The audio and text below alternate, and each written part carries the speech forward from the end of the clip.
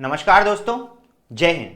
अगस्त 2024 ये वही समय है जब हमारे पड़ोसी देश में कुछ ऐसा हुआ जिसे देख पूरी दुनिया सकते में आ गई। पूरी दुनिया के लिए ये केस एक एग्जाम्पल बन गया।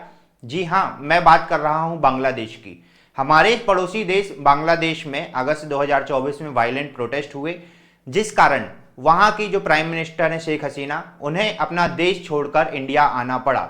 साथ ही साथ उनकी पार्टी अवामी लीग के बाकी लीडर्स को भी अपना देश छोड़कर यहाँ वहाँ होना पड़ा, या फिर जो लोग अभी बांग्लादेश में हैं वो जेल में हैं। इस प्रोटेस्ट में कुछ स्टूडेंट्स लीडर्स के नाम सामने आए, उनके फेस सामने आए। इसके बाद पीछे से एक नाम सामने आया, मोहम्मद यूनिस, जो कि अभी फिलहाल चीफ एडवाइजर हैं बांग्लादेश गवर्नमेंट के। मोहम्मद यूनिस वही मोहम्मद यूनिस हैं जिन्हें 2006 में नोबेल पीस प्राइज मिल चुका है। एक इंसान जिसे नोबेल पीस प्राइज दिया गया हो और उसके अंडर में, उसके कंट्रोल में इतने ज्यादा वायलेंट प्रोटेस्ट हुए हों, यह देख भी दुनिया आश्चर्य में है। आज इस वीडियो में हम इसी बारे में बात करेंगे कि क्या अब संभावना बनने लगी है शेख हसीना के घर वापसी की। क्या बहुत जल्द शेख हसीना घर वापस जा सकती हैं? इस बारे में हम बात करेंगे। कुछ डिटेल्स सामने आई हैं। साथ में उस समय जो प्रोटेस्ट हुआ था उसमें क्या मिलिट्री का भी हाथ था, क्या तख्ता पलट भी हुआ बांग्लादेश में, यह भी डिटेल्स हमारे सामने आई हैं। बहुत ही इंफॉर्मेटिव वीडियो होने वाला है, तो आखिर तक इस वीडियो को जरूर देखिएगा। सारे क्वेश्चंस आपके इसमें सॉल्व हो जाएंगे। चलिए तो शुरू करते हैं। तो क्या शेख हसीना की होगी घर वापसी, आज का हमारा ये मुद्दा है। आगे बढ़ते हैं। और इंडियन एक्सप्रेस की असादुज्जमान खान कमल, जो कि होम मिनिस्टर रहे हैं शेख हसीना गवर्नमेंट में 10 साल, उनसे बातचीत हुई और उनके इंटरव्यू में, एक अननोन लोकेशन में इंटरव्यू हुआ। उसमें बहुत सारी इंपॉर्टेंट डिटेल्स और बहुत सारा कुछ आश्चर्यजनक फैक्ट्स सामने आए हैं, वो जानते हैं। सबसे पहले तो पूछा गया होम मिनिस्टर से, जो पहले होम मिनिस्टर थे बांग्लादेश के, उनसे पूछा गया कि अभी अवामी लीग का क्या है। अभी यहां से एक जो पार्टी बिल्कुल देश से ही अलग हो चुकी है, आगे वो कैसे बढ़ेगी। होम मिनिस्टर जो बांग्लादेश के थे, उनका कहना था कि मैंने बांग्लादेश में बहुत सारे डेवलपमेंट देखे हैं, बट अभी सब कुछ 360 डिग्री घूम चुका है। 3 से 5 अगस्त के बीच में पिछले साल करीब 460 पुलिस स्टेशन जला दिए गए, 6000 पुलिस के वेपन ले गए। साथ ही साथ में जो प्राइम मिनिस्टर की सिक्योरिटी में स्पेशल सिक्योरिटी फोर्स लगती है, उनके भी हथियार जो है वो ले जाए गए। अगला जो क्वेश्चन पूछा गया वो ये पूछा गया होम मिनिस्टर से कि इंटरनल सिक्योरिटी का चार्ज होते हुए भी, आप होम मिनिस्टर हैं, आपके पास इंटरनल सिक्योरिटी का चार्ज है, ये सब होते हुए भी क्या आपको नहीं दिखा कि ये चीज होने वाली है? तब होम मिनिस्टर का कहना था कि जब पुलिस स्टेशन जलाए जा रहे हो, पुलिस इनएक्टिव हो गई हो, तब एक देश कुछ नहीं कर सकता, सिर्फ देख सकता है कि क्या हो रहा है और कितने लोग मरे, इसको काउंट कर सकता है। ये मेरा कहना नहीं है, ये बांग्लादेश के जो पहले होम मिनिस्टर रह चुके हैं उनका ये कहना है। आगे जो उनने कहा वो आश्चर्यजनक था कि ये जो था एक ज्वाइंट कोप था, मतलब कि तख्ता पलट था इस्लामिक टेररिस्ट और आर्मी के द्वारा। अभी तक हम लोग क्या समझते आए हैं कि वहां पे सिविल सोसाइटी की तरफ से प्रोटेस्ट हुआ था, जिसको कंट्रोल में नहीं किया जा सका था, और लास्ट में एट द रेट आर्मी देश को बचाने के लिए प्राइम मिनिस्टर शेख हसीना से बोला कि आप अब देश छोड़ दीजिए। अभी तक हमें यह मालूम था। ये एक इंपॉर्टेंट फैक्ट निकल के आया है कि ये एक तख्ता पलट था। वहां के होम मिनिस्टर जो रहे हैं उन्होंने ये जानकारी दी है। और इसके बाद उनसे अगला क्वेश्चन ये पूछा गया कि ये एक ह्यूज इंटेलिजेंस फेलियर था। आप होम मिनिस्टर हैं तो कम से कम आप इतना तो मानेंगे कि ये एक इंटेलिजेंस फेलियर था। तो उन्होंने बोला कि हाँ, ये इंटेलिजेंस फेलियर हो सकता है, बट ये एक आर्मी का तख्ता पलट भी था। और इन्होंने उसके बाद की सारी डिटेल्स, क्योंकि इनको वापस भी जाना पड़ सकता है अपने देश और वहां पे चुनाव लड़ना पड़ सकता है, आर्मी का सामना फिर करेंगे, तो उन्होंने सीधा बोल दिया कि जो स्पेशल रिपोर्ट्स होती थी आर्मी की, वो डायरेक्टली प्राइम मिनिस्टर को जाती थी। मेरे पास तो सिर्फ समरी आती थी, तो मुझे इस बारे में ज्यादा नहीं पता, पर ये एक आर्मी का तख्ता पलट था। ऐसा कहा है होम मिनिस्टर जो रहे हैं बांग्लादेश के पहले, उन्होंने। इसके बाद कुछ फंडामेंटल मिस्टेक्स हुई हैं क्या आपकी पार्टी की तरफ से? ऐसा तो नहीं है कि आप ही सही हैं, जो कुछ मिस्टेक्स तो हुई होंगी आपकी पार्टी की तरफ से कि ये दिन देखने को पड़ा। तब उन्होंने कहा कि हमने टाइम लगा दिया डिसीजंस को लेने में, हम अपने लीडर्स आगे के नहीं चुन पाए और हमने टाइम लगा दिया डिसीजंस को लेने में। इसके बाद अगला क्वेश्चन उनसे पूछा गया कि पार्टी प्रेसिडेंट शेख हसीना से क्या आप मिले? तो उन्होंने कहा कि मैं उनसे मिला नहीं हूं, बट मेरी फोन में उनसे बातचीत हो रही है। 4 अगस्त की रात तक मैं वहां पे था। आर्मी चीफ ने अश्योर किया था प्राइम मिनिस्टर शेख हसीना को, आपको कुछ भी नहीं होगा, ये हमारी जिम्मेदारी है आपको बचाने की। तब वहां पर इन्होंने, होम मिनिस्टर ने उनसे डायरेक्ट वापस से भी पूछा था कि आर यू श्योर कि कुछ नहीं होगा? तब आर्मी चीफ ने कहा था कि yes I am taking full responsibility. ठीक है, ये बात भी एक सामने आई है। साथ ही साथ में अवामी लीग के वर्कर्स जो है, अगला क्वेश्चन जो पूछा गया इंडियन एक्सप्रेस के संवाददाता की तरफ से, कि अवामी लीग के जो वर्कर हैं वो या तो देश से बाहर हैं या जो अंदर हैं वो सभी जेल में हैं। तो आगे आप मोराल कैसे बनाए रख रहे हैं अपनी पार्टी का? आवामी लीग के वर्कर्स का मोराल हाई कैसे रख रहे हैं? तो उन्होंने बोला आवामी लीग से मेरी रेगुलर कांटेक्ट में बातचीत है, उनका मोराल जो है ऑलरेडी वेरी हाई है। और शेख हसीना के बिना जो है बांग्लादेश फ्यूचर नहीं देख सकता।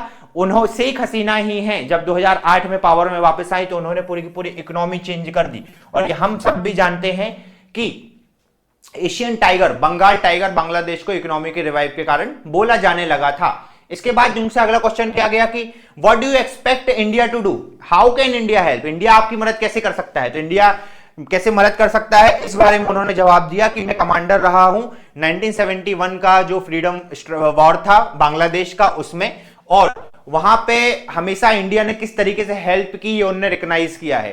साथ ही साथ में अभी इंडिया कैसे हेल्प कर सकता है, तो उन्होंने बोला कि डिप्लोमेटिक वे में एक इंडिया हेल्प कर सकता है। डिप्लोमेटिक वे में किस तरीके से, कि उन्होंने एक एग्जांपल दिया कि अभी जो कोर्ट्स हैं वहां पर वो सब पैरालाइज हैं। उन कोर्ट्स में जो केसेस हैं आवामी लीग के लीडर्स के पहुंच ही नहीं पा रहे हैं।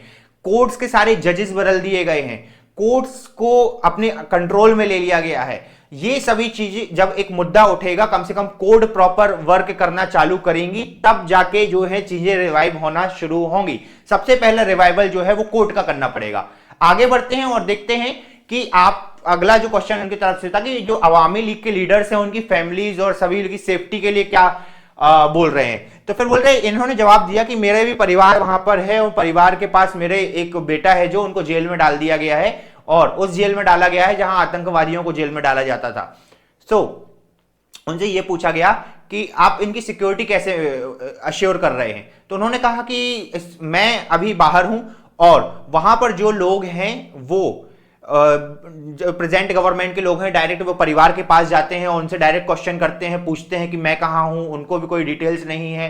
बार बार उन्हें परेशान भी किया जा रहा है। साथ ही साथ में 290 मर्डर केस लगा दिए गए हैं मेरे ऊपर।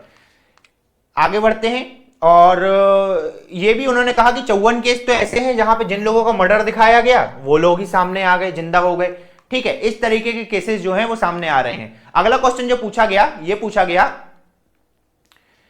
कि are you ready to go back and face the rule of law, क्या आप तैयार हैं वहां जाकर जो लॉ है उसको फेस करने के लिए? और अवामी लीग क्या तैयार है इलेक्शंस के लिए?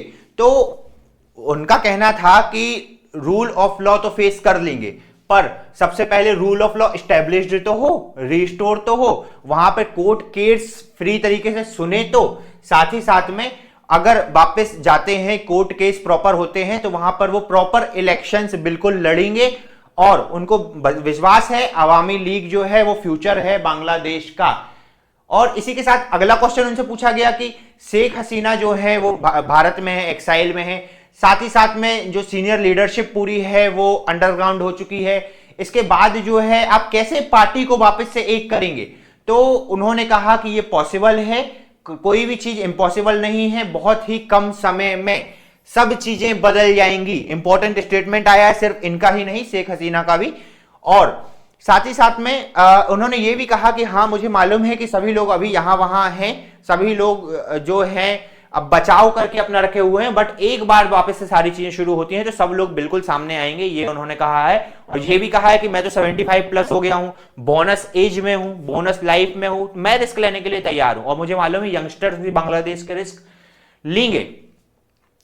तो आगे बढ़ते हैं और अगला क्वेश्चन देखते हैं क्या हुआ। अगला क्वेश्चन मीडिया को लेकर हुआ, जो कि एक इंपॉर्टेंट क्वेश्चन था कि मीडिया का क्या रोल रहा इस सब में। तो उन्होंने कहा कि मीडिया जो है वो कंप्लीटली उनके कंट्रोल में आ चुकी है, मीडिया को कुछ कहने नहीं दिया जा रहा है, मीडिया कोई क्वेश्चन नहीं उठा सकती है, मीडिया अभी शांत हो चुकी है।